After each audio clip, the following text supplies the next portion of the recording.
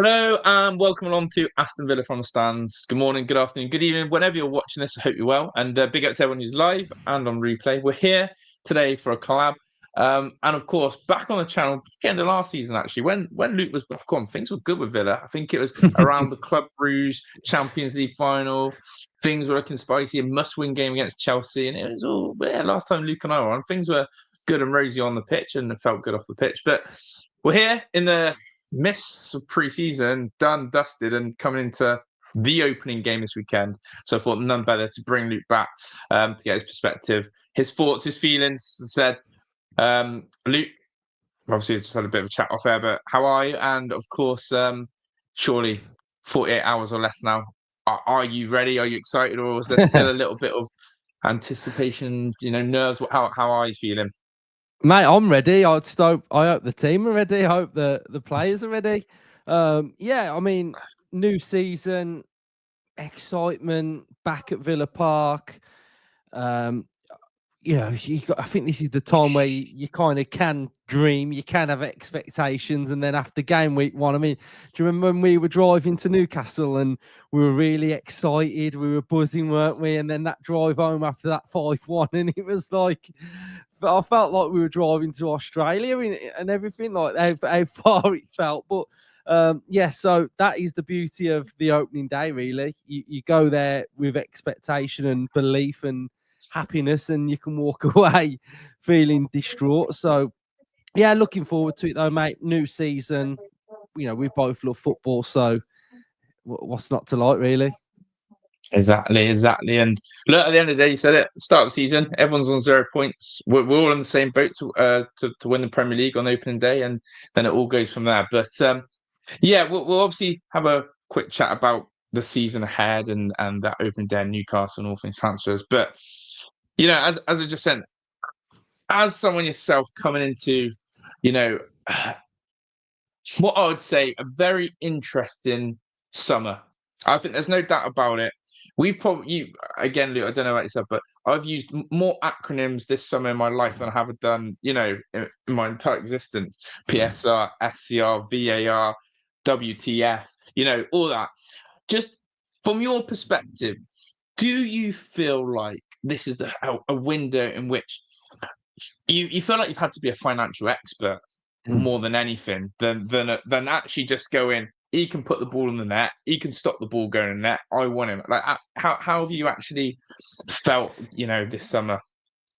I mean, it's been coming for a few years, hasn't it? We've gone into certain windows with PSR, and we've gone into a Champions League campaign having to sell Diaby and Douglas Luiz, which is just ridiculous. And then last year's window was, it was all right, wasn't it? But it wasn't anything sort of outstanding. We didn't go into last season. We left ourselves short. We had to do business in January. We had to scrape by to January. That ended up picking us up. So it's kind of like a continuation of kind of what we've been going through. And I think what I like about Villa's window, if there's things to like about it, is the fact that we've been quite strong on no big hitters leave. So you're talking Rodgers, Kamara's, Tielemans, Konsa, Watkins has had his rumours, but he's not gone anywhere, has he? McGinn, etc. So the real mainstay stalwarts of our team are still here, which is very, very good. And the players that have looked like leaving, we've not sort of been held to ransom. We've not said, we need the cash, have them for 10 mil less than what they're worth. Ramsey, 40 mil, like 40 mil. Like, that is ridiculous business. And Monchi deserves like an applause from everybody watching, because to get that amount of money. So I think in that element of it, we've been strong, and we've not been dictated to. There's probably been sort of like sharks circling some of our players, and we've just said no. I mean, even Leon Bailey, we're not sort of saying, go for a little bit of a fee that's less than what we'd like. So I think that's good. But like you mentioned, as a fan, you can't just look at it and go, we can go out and sign this player, because then the next thing you're thinking is, can we afford him? can we afford his wages? He's going to have to come on less wages.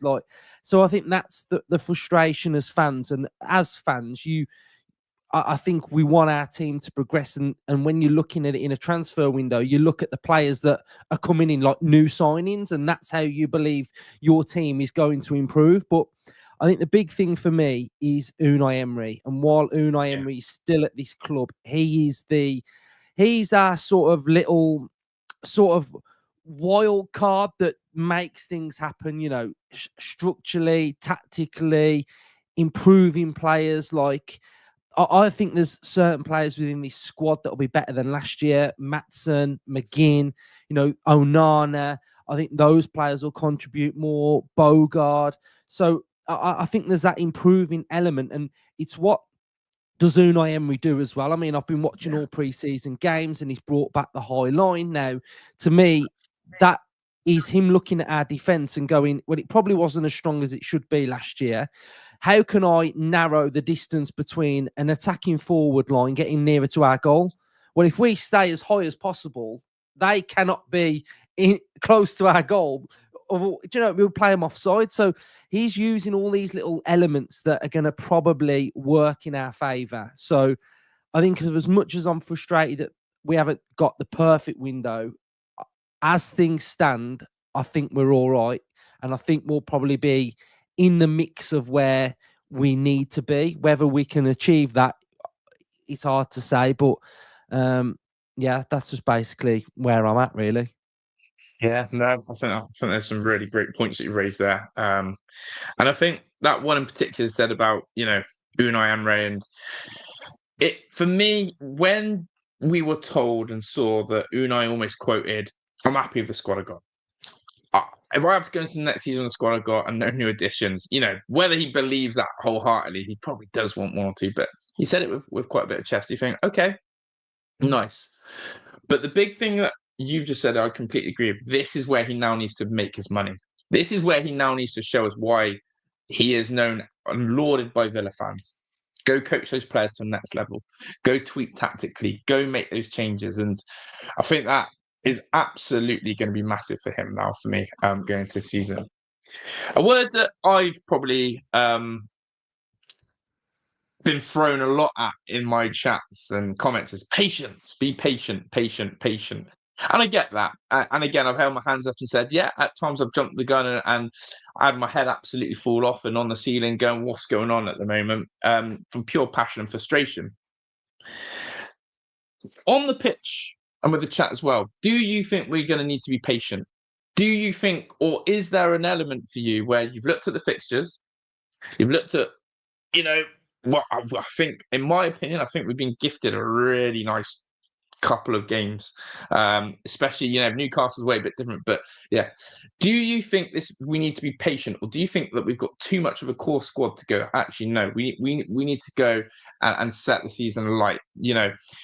Where are you at on the pitch? Is there patience needed on the pitch of this Villa team or not? I think there's not patience because we don't have time. Unai's not here to mess about. He's not here to have a season off. He's here to win stuff, and he's here to get this football club to the highest possible level. So what I would say about patience is, after the first game, I would like to imagine that there would be no drastic, complete meltdown after what could happen after the first game. Now, I would say that because, I've watched pre-season games and I've seen the reaction to us losing to Rostock and Warsaw, knowing full well that we've played our youth team. So I know that there can be a bad reaction. But I think what I would say about Villa is that we lost out on Champions League football by 1 point. And every single game week in this Premier League is so important. And that's what I'm saying. You can't have a slow start, because if you have a slow start, you'll pay for it at the end. So we've got an established squad with a lot of players that Unai Emery has had working with him now for a substantial number of time. Like, a lot of players have been with Unai since the start. I'm talking about like Konsa, Cash, Watkins, Kamara, some of the fringe ones, maybe like Bailey, whether he's going to be here or not, Martinez. So they know what's expected from Unai Emery. So I think with the team he puts out on Saturday, regardless of depth, it's going to be a very, very good Aston Villa team. So we can't have excuses, No. There can't be excuses because we're not in a position to make excuses because one thing that has been in the back of my mind is that we're not going to have Unai forever. And if we do have an absolute stinker, who knows what can happen, So I think we've just got to be confident in this team that they can achieve certain things, really. Do you know what, Luke? I'm glad you've said some of those points because sometimes I felt like I'm a lone wolf saying some of the stuff and those thoughts and feelings that you have. Ultimately, I've said this a few times in the last couple of weeks. I don't like the idea of Unai and Monchi planning as if they're going to be there for the next 2-3 years and let's look after our Europe costs in 2 seasons time, or let's trim our squad so we get compliant for Europe in 2 or 3 seasons time. Or I'm all about the now. And I'm seeing a team, like I keep referring to as Crystal Palace, a team that are living in the now. Palace are living in the now. They ain't messing around. They're living for the now. And I think that Villa need a good start. Villa need a good start because if we get to August and we've picked up limited points, the meltdown that's coming, and the questions that are going to be asked. The questions are going to be asked. The transfer window will be the first thing. The second thing will be scrutiny on individual players. Cash not good enough. Mings not good. People will start to come out and even though it's 3 games in and people go, oh, it's still long. No. This is how our fan base will react. And I think Unai has put pressure. I'm a believer in reading into what Unai says because I think when he talks, we will listen. I'm a believer he's set the most highest standards and expectations of himself, the football club, with the owners, and that's what I'm doing as a fan.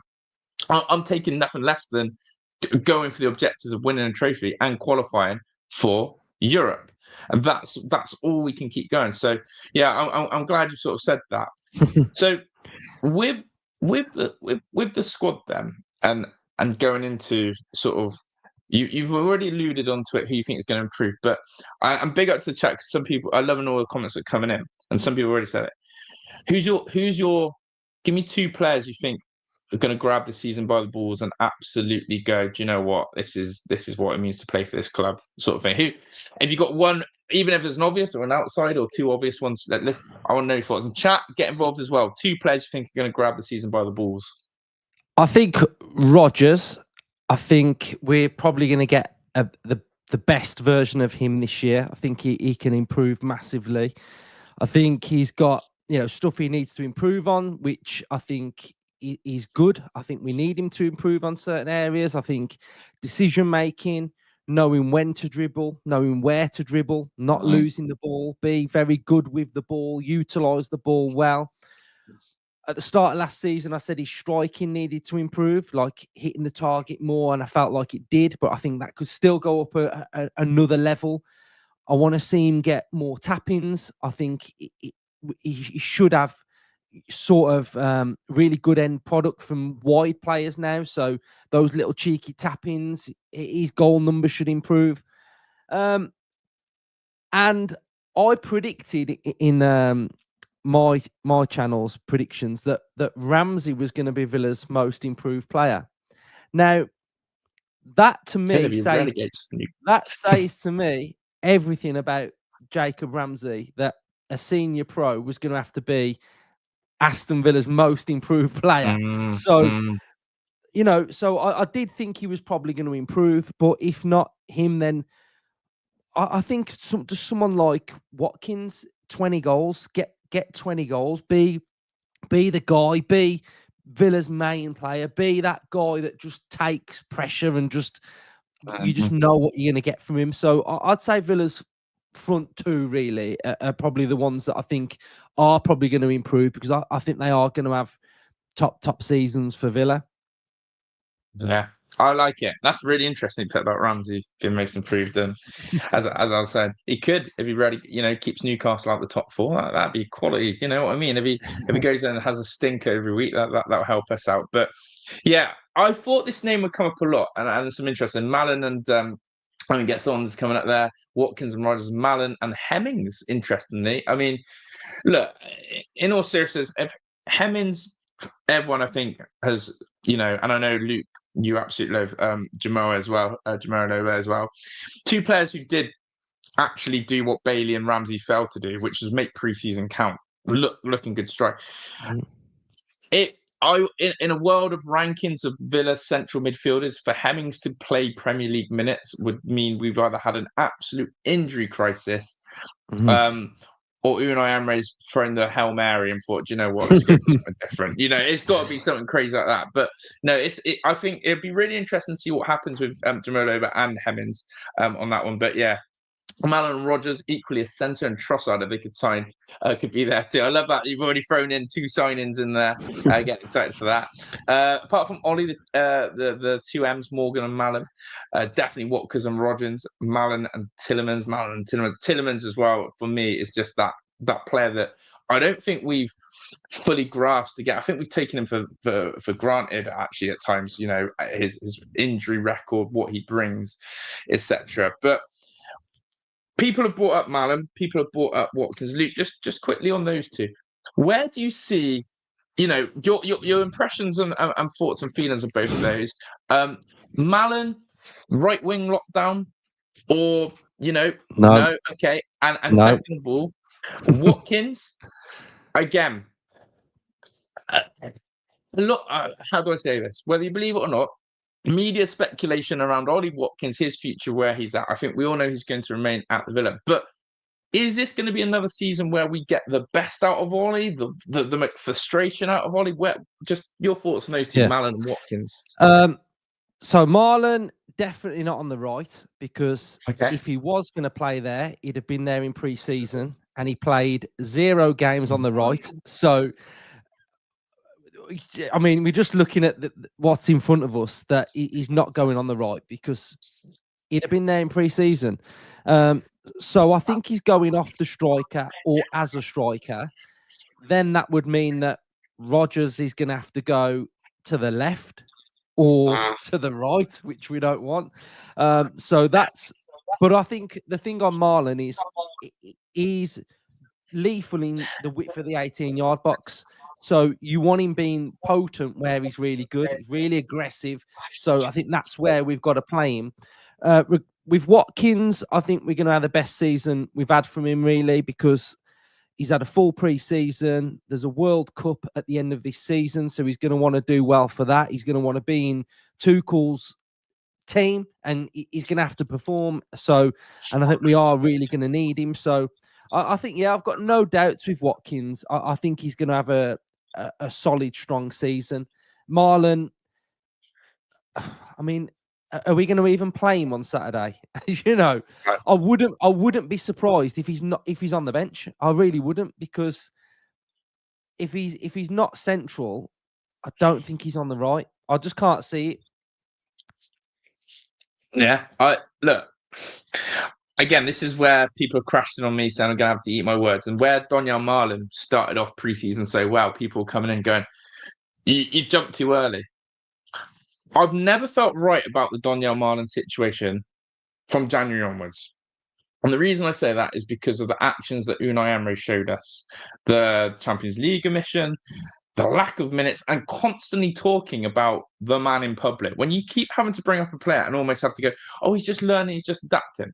This season is different because we've got different players, or less players now, especially with Bailey and Ramsey going, that he's definitely guaranteed more minutes.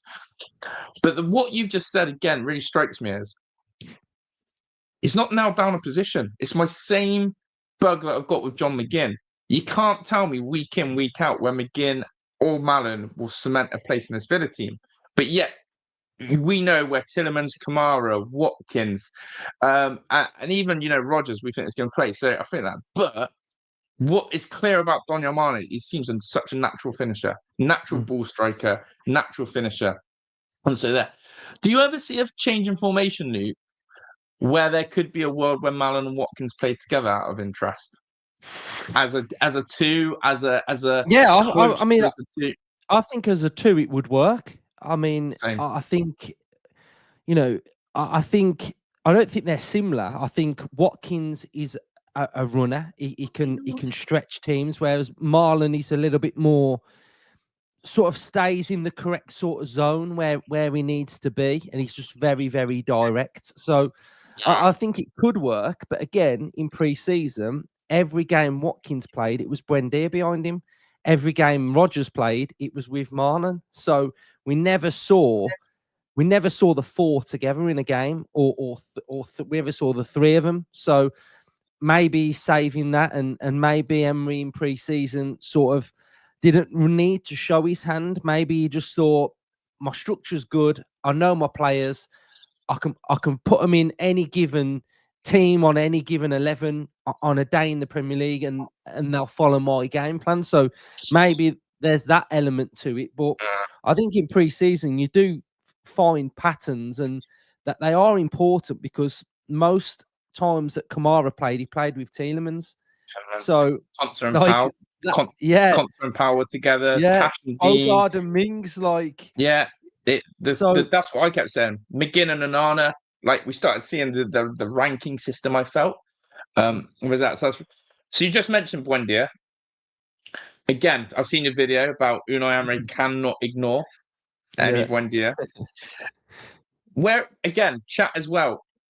I won't lie, I have been turned a little bit by Emi Buendia. I also thought Villa did something really cryptic the other day on Twitter. They posted a goal of Emi Buendia combining with Ollie Watkins. I don't know if anyone saw that. This was like it was an opening game or something, and they put Emi Buendia and Ollie Watkins. Of course, we've got this anomaly of what's Morgan Rogers' situation? Where is Morgan Rogers? Let's have an injury update, please, because we're all scratching to know. He is in training. He's in training. Okay, Yeah. so we think that'll be all right then. Well, Yeah. we hope.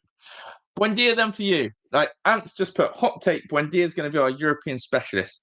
Is he staying, Luke? Is he getting loaned out? Is he going to be on our bench and get hardly any minutes like he did last season, September, December? Just sat on the bench, got splinters. What is your genuine feeling now? Come on, what is it?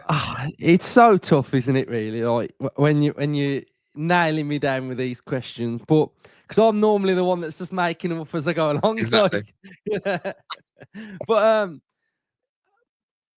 right, I'll be honest. I thought he was done and dusted. Like I thought we weren't going to see him again. I thought he was going to be loaned out, bit part player. You know, Unai's shown his hand already and said, "You're not part of Villa. I'll loan you to Leverkusen with an obligation." So that's with the the thought process of, if Leverkusen wanted him, they'd have bought him and we wouldn't have had him right now. But he's come back in pre-season and he's looked really, really sharp. He's looked good. Then that sort of makes you kind of think, do you know what? If he sticks around, he could do well. He could do this and that.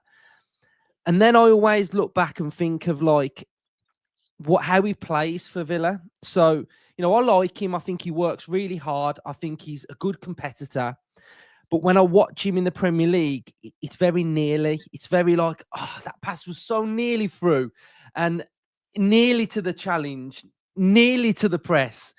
And I think if it is to work, he would have to hit the ground running on game week number 1. So, you know, I've used this today on my show that, you know, last season, we went into the season and we never expected Bailey to have the drop off that he did. So game week number 1, we was all with Bailey. We were all sort of, yes, you are the guy.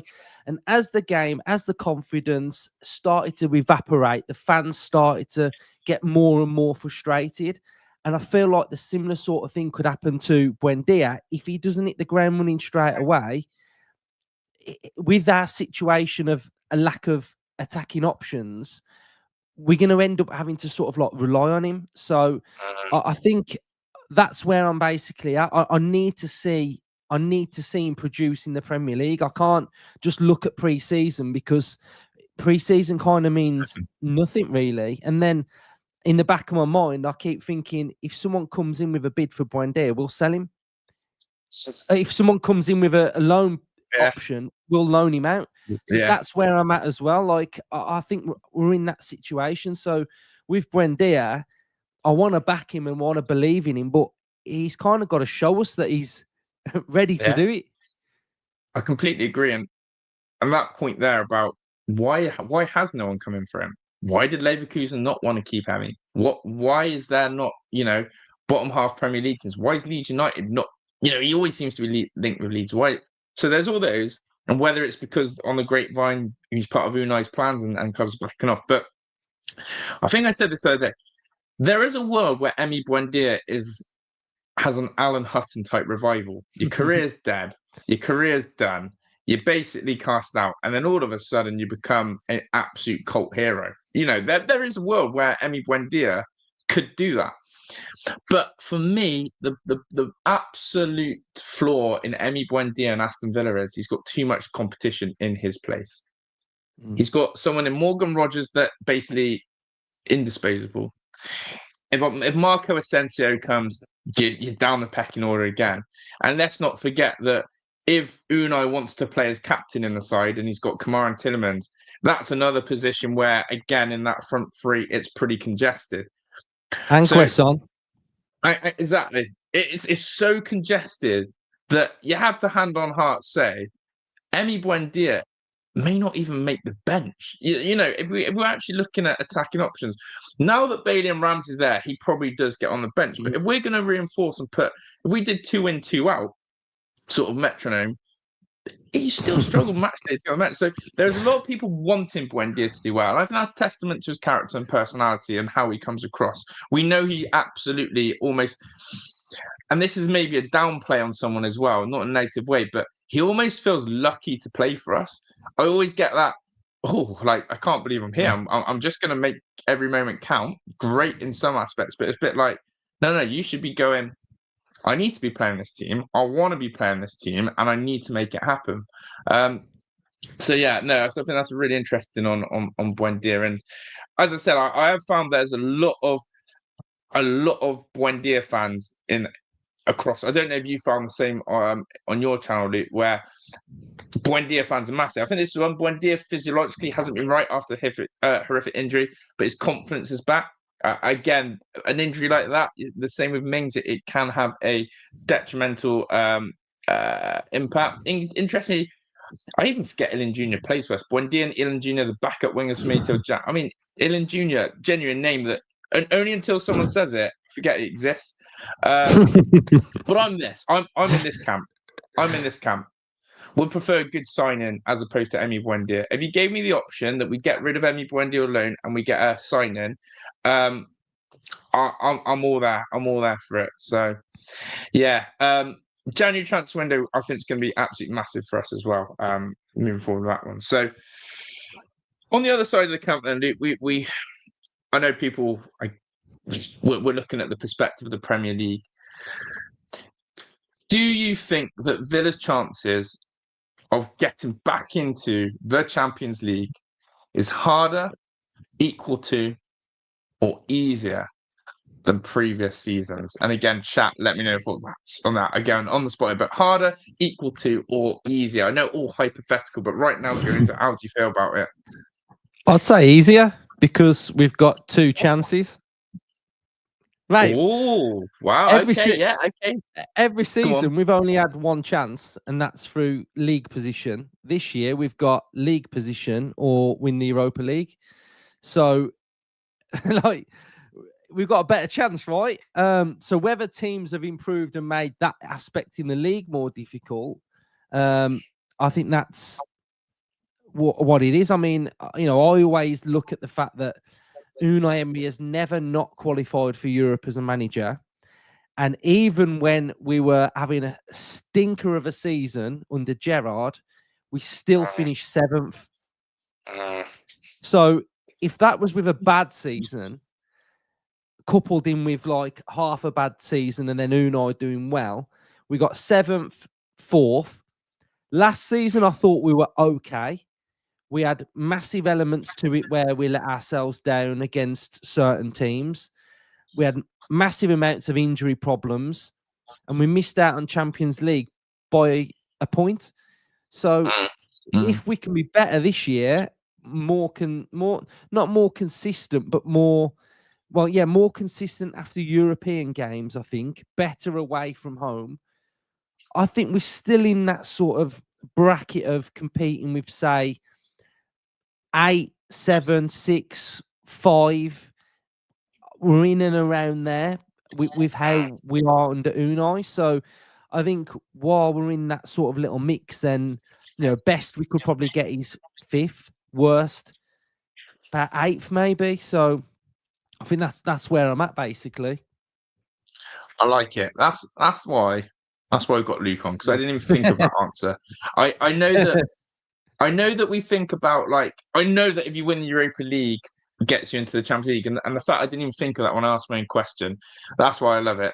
And I will give my take on that. But yeah, no, that's the correct and honest answer, is that you bought 2 lottery tickets this time as opposed to 1. So let's see what happens. That's a great way of thinking of it, and that probably will ease my head going into the season a little bit more. Now I said that, I'm going to have to keep that in mind me, because I'll be honest, I'm thinking the other way, and I might play a little game with you on the chat in a second. I'll be honest, I haven't seen your Premier League predictions yet, so I think this will help me to do this. So I know Luke's got his video out, and guys, this is a reminder, if you haven't already, make sure you subscribe to Luke. I'm sure every single one of you in the chat have. He is all of our favorite Villa content creator. Obviously, I'm hoping I'm up there as well with you, but Luke is right up there for you guys. So yeah, big up to Luke. Make sure you subscribe, in the title, and like the video. But yeah, I haven't seen this video, so I'm going to say this. My personal opinion is, I'm worried in some regards about few teams who had a couple of seasons off, and it's very obvious to say your Tottenham's and Uniteds have been in the abyss of the Premier League table. They've been crap. There's no word to put it. Below standard, below par. What if, and that is football, what if they do come back? I feel like the league's harder. And I've been looking at the teams above us making those shrewd signings. Arsenal, Chelsea, City, Liverpool. And everyone knows that this world's unfair, isn't it, when it comes to transfers, football, PSI, and we're seeing them just flaunt it. That's what I feel like. They flaunted it this summer. Screw you lot, screw Newcastle, screw Forest, screw Villa. You can't spend a penny, but we can. So I'm going to ask you this. I'm going to name a team. I want to know, will Villa finish above these sides? And chat, you can play along as well. All right. Tottenham Hotspur. Yes. Okay. Manchester United. Yes. Newcastle United. Yes. Oh. I'm trying to do the maths of where I think you go. Let's go. Who do I think is the worst? Okay, Chelsea. No. Arsenal. No. City. No. Liverpool. No. So by my calculations, you predicted. Spoiler alert! If you haven't watched Luke's video yet, but I'm sure you'll have. Have you got Villa's 5th, or have I missed a team out? Yeah, 5th. 5th. Yeah. Okay. Now I'm sort of thinking that's top end of where I think we can finish. To add a bit of context then to where I'm thinking then. So I've got Liverpool, City, Chelsea, Arsenal. I think Arsenal finish 4th. I think they are going to have a bit of a stinker at the start of the season with their fixtures. And he's going to be under massive pressure straight away. They're going to have title winning form straight away. So I think they're going to have a bit of a mare. Then below us, I think I went for something like United in 6th, Spurs in 7th, Brighton in 8th, and I put Newcastle in 9th. I put Newcastle in 9th. Maybe now they've signed a few more, but my reason for that is you're taking guaranteed goals out your team in Isaac, and you've got to replace those guaranteed goals. I'm not talking about, say, like a Morgan Rogers for Villa. Guaranteed goals. So, say on Ollie Watkins, he's guaranteed a bad season for Ollie is about 16 goals. So, you take the 16 out, you're going to have to replace them. You take Isaac's 20 odd out, you're going to have to replace them. And who's there that's going to do that? So, Champions League drop off. They were bad last time. They finished about 9th last time. So I think it could be very, very similar. So I do think Man United will improve. I think their strike force is good. I think their midfield is gappy. So that's where they might get done. Spurs, Frank, sort of managing 2 games a week instead of just one. That adaptation, very, very different to adapt to opposition when you're playing Wednesday, Sunday. He's got to adapt to that. So that's where I think we'll be in the mix with Man United, Spurs, Brighton, and it's just whether we can come out on top of that little group, really.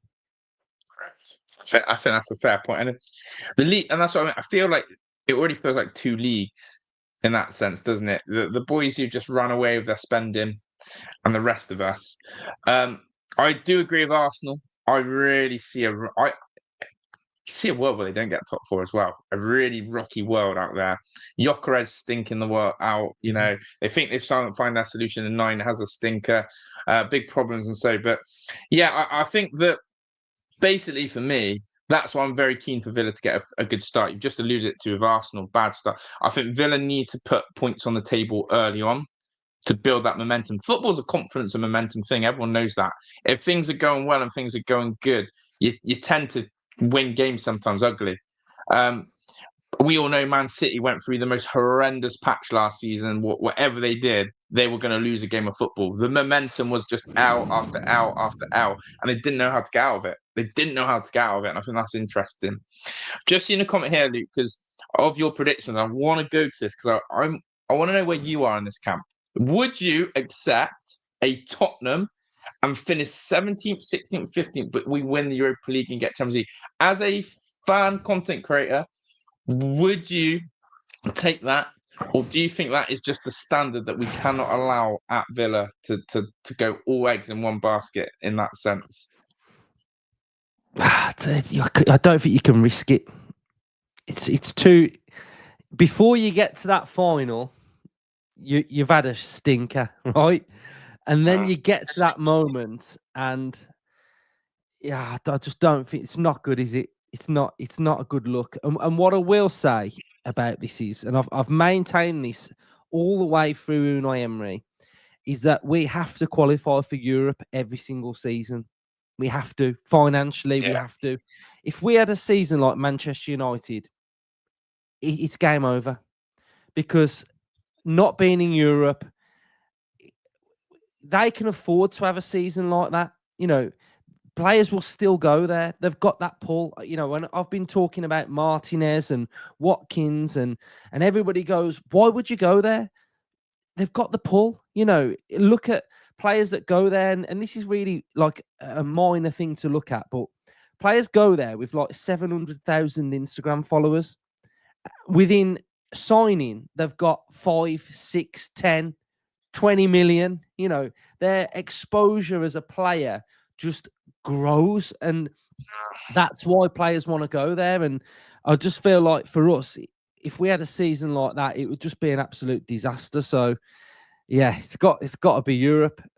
And that's what Emery wants. He's, you know, we're talking about, like, I've seen some people in the chat saying priorities to win a trophy. Emery's priority is the Premier League to start with. That's all he cares about. Premier League, Premier League, Premier League, Europe, Europe, Europe. And then he goes down the little pecking order of what's next. What if we go deep in a competition, we take it serious, like the FA Cup. We were taking it serious when we got to the quarters against Preston, etc. But for Emery, he's just zoned in on the Premier League. In yeah, like some people could say, I want to win the Carabao Cup. He's not even thinking about winning the Carabao Cup. You know, he's probably thinking about the first game that we're playing and see what happens, really. And it's harsh to say, because as fans, we want to see our club win stuff. But for Emery, I just know he's all about the Premier League. Yeah, I think his reaction at Old Trafford said everything when he missed out on that Champions League, and the way and the manner, and I've never seen the bloke look like he wanted to kill someone in all his life. And you know, obviously, as Luke said, it didn't come down to just that Man United game last season. We dropped crucial points elsewhere, but his overall reaction said that. And I think this is a great point. It just reminds me again of the situation of in 17-16. You can still win a trophy like Ange did, and that Premier League form and that embarrassment and the idea of what that did to the fan base can still get you fired, because Tottenham fans, if you listen to every Tottenham content creator fans, it was becoming a chore to watch them play in the Premier League. That's you can't have that. You can't have that. You can't have a team like Tottenham and fans are rocking up short. And there would be nothing worse where Villa Park becomes the same, where you go in. Oh, what's the point in this league game? When's the next Europa League game? Well, just looking at those fixtures, you can't have it. And worst of all, like Man United, if you do crap in the league and you still bottle the trophy, then your season is a cataclysmic disaster. And that's when Unai's head could be on the chopping board. If we finished 17th, 16th, or 15th and didn't win that Europa League, it's capuche. I think it's so hard to recover. And as this comment keeps reminding me, and Postecoglou did it and still got the boot. So I agree on that one massively in that sense. So Luke, a few people coming on the transfers as well. Mm-hmm. People want your wise words. What are we doing transfer wise now with a couple of weeks to go? Someone I think seems to say, can you suggest a CB to sign? So that in the comments. But again, I know we've talked off there, and feel free to share with people. What are your feelings now with this window with a couple of weeks to go?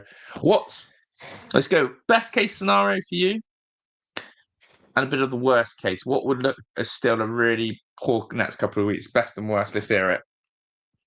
Best scenario is we go out and sign an actual attacker for a fee. I think that's something that I'd love us to go out and do, whether that's somebody like El Canoes, whether that's somebody in the Ramsey sort of role that can play in that position. I think we need another attacker as well. I think when I look at the squad now and I'm looking at it going, okay, Ramsey's gone, Bailey's looking like he's going. We need something else in there. Asensio looks like he's probably going to be coming back on loan, so I'm all right with that. But I want someone else coming in, and I want a defender, some form of defender. Looks like it's probably going to be on loan. Worst case is that we don't do anything else, and that's not good. That's not good. So I think we've got to make sure we're doing something. And I mean, these financial rules are just an absolute joke. I mean, I've seen that stat going around that since like last year we've made like 240 some million pounds in player sales, and we still can't spend the Jacob Ramsey money.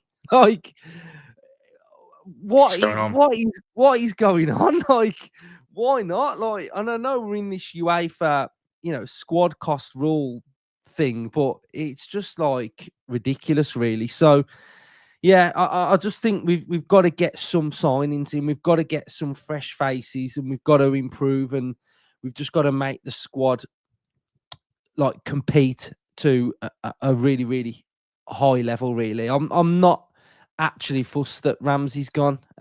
So that element of it, it's not bothering me. I'm probably, and this will sound mad to a few, I'm more concerned if Bailey goes. Of what that can do to the squad, really. Yeah, no, I think your worst case scenario, I think, because some Villa fans are, we've got the squad, trusting like as you've said in that coaching, I still think there is that defensive stopgap. Again, plugging Luke's content, he did a brilliant piece on Bogard, the Swiss Army knife, and how versatile Bogard is. But if I was to say this to you, Luke, if Bogard was to start 6-7 games at right centre back in the Premier League, how does that make you feel? Like, are you going, we're going to be all right? Or is it still a bit like, I don't trust that. I don't trust that combination. Like, that for me is a position with Diego, ever since Diego Carlos, we've never addressed it and still haven't. Like, do you think there is enough depth there in the right back, right centre back role for us to still challenge in that fifth position, as you've sort of proclaimed, or is that a position we have to strengthen? I'm not as concerned about this defense. I think it can get better. I think, like I mentioned with the high line, etc. I think there's elements to our defending that we can improve on. I think we've seen that we've trialed this hybrid 3 centre halves. So we've Pau, Concert, and Bogard. I like that element to it. Like what you're saying, if you're relying on, say, a Pau and Bogard, then that's not as strong, is it? And we'd have problems. So yeah, I understand where you'd feel with that. But if Bogard's right-sided of that three, I feel completely fine. Cash, I feel okay with. I actually feel like he might have a pretty decent season. He'll be okay. He'll be okay. And I actually think Emery really likes Matty Cash as well, and that's probably bold as well. But I think he really likes Matty Cash. So I think we've got that element to it. So, but just touching back on why I said about Bailey is the fact that I think that even though he's not produced the numbers, like when we're saying about the system, sort of, at least we know what we get from Bailey. We know that Bailey, even though his end product might not be great, he'll get to a byline. He can drag two players with him. He can create a bit of space, and he's a bit like Buendia. If he scored on the opening day, even though I think he's definitely going, then he could go on a bit of a run and do pretty good. Whereas Ramsey, like when we're talking about players in their position, he's played on that left-hand side and he's not made that position his own. So for me, he's okay to leave because he's not sort of like a first name on the team sheet. He's a little bit like what you were saying about John McGinn. Where does John McGinn play? And I think that's probably why we've looked at Ramsey and gone, we'll take the cash. Mentioning cash again. Yeah, Matty, that is. I can't believe. I'm going to be honest, and a lot of people. Do you know what I will say? You know what I'll say as well. I think he's going to get a new contract. Oh, don't. That's where I come. I think he's getting a new contract. I'll be gutted. Look, I will get behind every person who wears claret and blue. Of course, we're not here to wish crap on our own players, or there are some fan bases who genuinely hope their players, get injured, are crap, etc. for their own agendas. Look, Matty Cash has a great season, like Luke's told me he's going to now. So I'll be okay with that. I will go. Do you know what? Good. That's good. But I personally believe we've outgrown Matty Cash. I think the whole way Villa need to want to play, I think we've outgrown him. I still think his lapses in concentration are going to be the moments where you just go, that's why we need to get rid of Matty Cash. There'll be a moment this season, I know it. I can already feel it in my bones. There's going to be a moment where I go, I told you, this is why we need to have changed Cash. And I'm not, again, that one single game, but I just think there is this, I think him, McGinn, Mings are in a category of, we love, big supporters, been through a mill, you've got a standard, but there's going to be a time where we have to go, we're outgrowing you. And I think Mings and McGinn are going, hey, don't let go of me yet. And Cash is going, hold my beer. I'll actually just make it even worse myself. But I think you're right about Unai. There seems to be this absolute love for Cash, a hate for Garcia. Clearly, him and Garcia, don't know what's happened there. Whether Garcia's slagged off Matty Cash behind his back and he's done for, you can't say a bad word about Matty, but there is that trust in Matty Cash. Go on then, from a technical term, Luke, what do you like about him? What, Cash? Certainly, it's not his character. It's not his character. No, I'm not saying I've got him on the back of my shirt and stuff. I'm just saying I think Unai really likes him, because I see a lot of fans that go, okay, I'll ask you a question. What do you think is the one trait that most fans dislike about Matty Cash? Well, I think they feel like he gets. Well, he's got a big mouth. What about on the ball, though? What about on the ball? Oh, what? Cut back Cash. Okay, right. So cut back Cash, yeah. Okay. I actually personally don't think that's on Matty Cash. That is Go on. that is an Unai Emery thing. That is because if you can see it, Emery can see it, and he would have coached that out of his game. So the fact that he continually cuts back all the time is an actual tactic that Unai wants from him. Now, I think there's times Heidi's when just agreed with you there. She's just gone, because she's quite a big Matty Cash fan. She literally just sat here on the side. She goes, I agree with him actually on that one about a big Cash. But Catch that the thing is, like, there are times when he should be more progressive and play the pass forward quicker and pick it out. And, the deliveries there. Like, there was a game in pre-season when he was out on the right-hand side and there was a pass to go central and he just passed it straight to their player.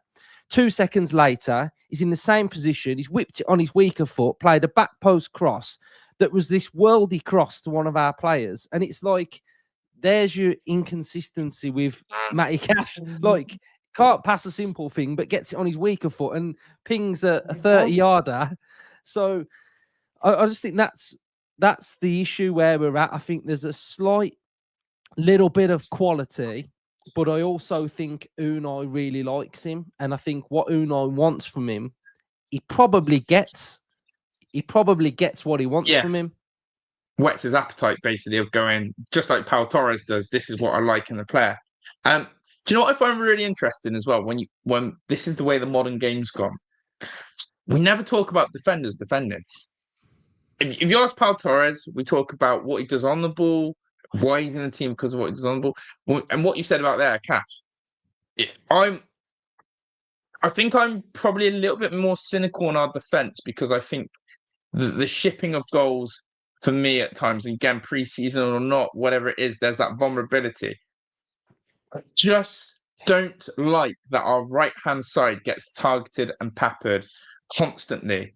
Now, whether, again, if you think about it as an individual, it's quite hard for Cash to take and he gets exposed a bit more. Let's say if Luca Dean was getting the same treatment, he would no doubt, in my opinion, get some of that criticism. So I get that. One-on-one defensively, I think Cash sometimes, and I can't remember who said it to me, who made a good point. Sometimes you tell Cash, go man mark that player, go pocket him, does it really well. It's against the unknowns. It's against the wingers that a really bang average winger can tear Cash apart sometimes, and you think, come on, man. In that sense, just want to switch to the other left back, the other full back then. So I agree. So what do you think Unai likes in his left back then? What do you and who do you think, again? I know Dean's just had the new contract. Who do you fancy getting that role at left back? I think it's Maatsen all day long. I think if we're going to continue with having width on the left, then Maatsen is the one. And like you're saying, on the ball, I think that's good.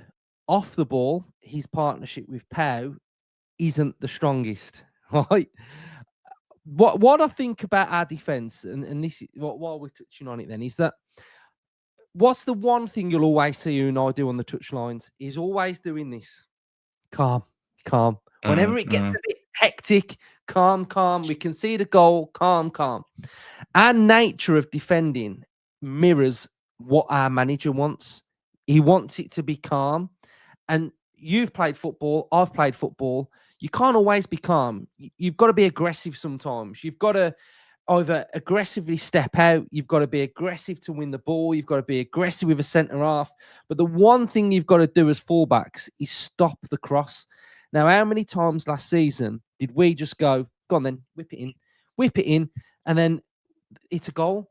So the important thing for me, especially with these fullbacks this season, is stop the crosses and think that if this cross goes in, they're going to score.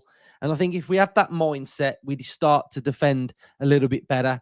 Like blindside runners, like players running off our shoulder.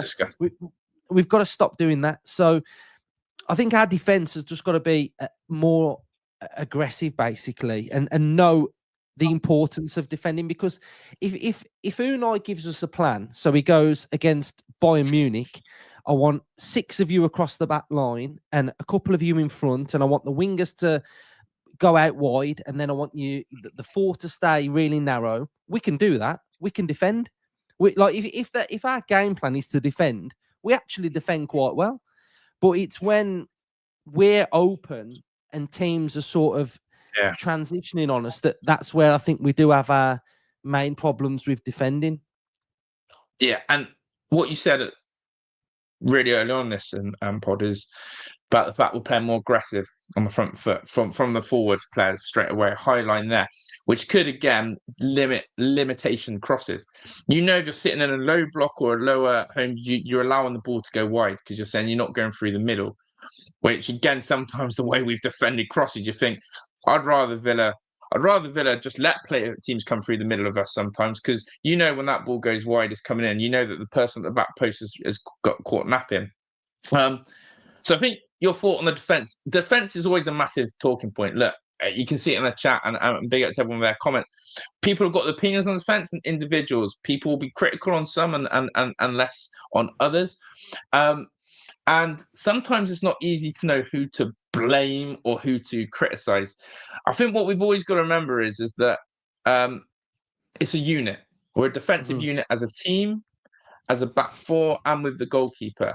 And I do think Ezri Konsa can get away with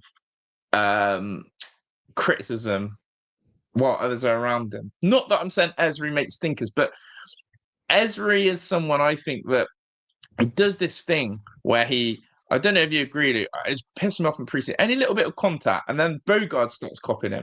Any little bit of contact on Ezri Konsa, he goes down looking for the free kick. And I'm like, and then I watch Bogard do it, and I'm thinking, you're defenders. Stay, like, you ain't seeing Diego Carlos do that back in his day, and even Mings. But again, it's just a little thing. But I think that we have to concede less and we have to score more, as simple as the maths is in football. And I think that is Unai's going to be aware of that. Hence why he's tweaked a little bit in the structural shape of that. So I like that you've said about Maatsen. Again, I'll be really, and I'm going to ask you about a player we spoke about months ago, because I need to know your opinion on this one. Maatsen was a signing of money and on big wages, 140k a week. He can't be sat on the bench in the Premier League as much as he did last season, in my opinion. So on money and wages, Luke, who do you think I'm going to ask about next for a big season? if we're talking the same, who do you reckon I'm going to come in on next on this? Someone who don't get in the team. Yeah, Amadou Onana. Again, pre-season, I'll give him his kudos. Look like he's ready to go. Look like he wants to prove a point. But there's also that thing that every time someone tackles him, I'm going, that's him out for 3 months. Do you know what I mean? 50 million. A long-term sign, I get it. What and how and does he get into our Aston Villa Premier League consistent 11? I don't know, mate. I don't know.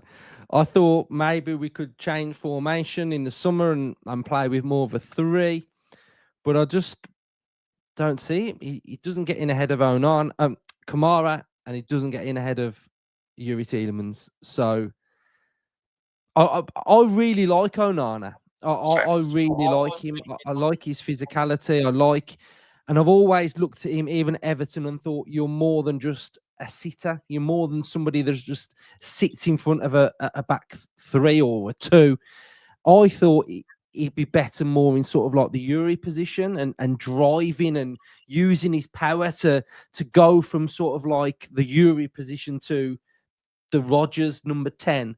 But he doesn't really play there, and it's frustrating that, this was the big thing last year, wasn't it? That big money signings were sat on the bench. Onana, Maatsen, all sat on the bench, and it was players that were already here that were the ones that are playing. And you look at Villa financially, and you think, well, we can't buy players, but we've got a player that we've spent 50 mil on that sits on the bench. So I don't know the thinking. 140k a week as well. 140. We talk about wage issues. 140k a week as well.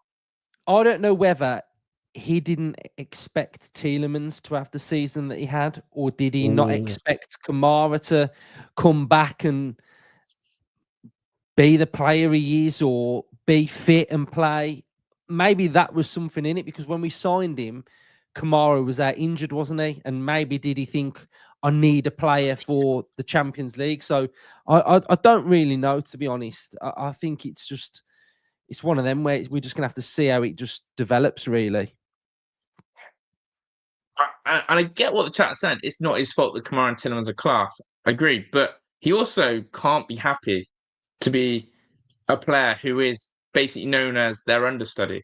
I know that age is on the thing.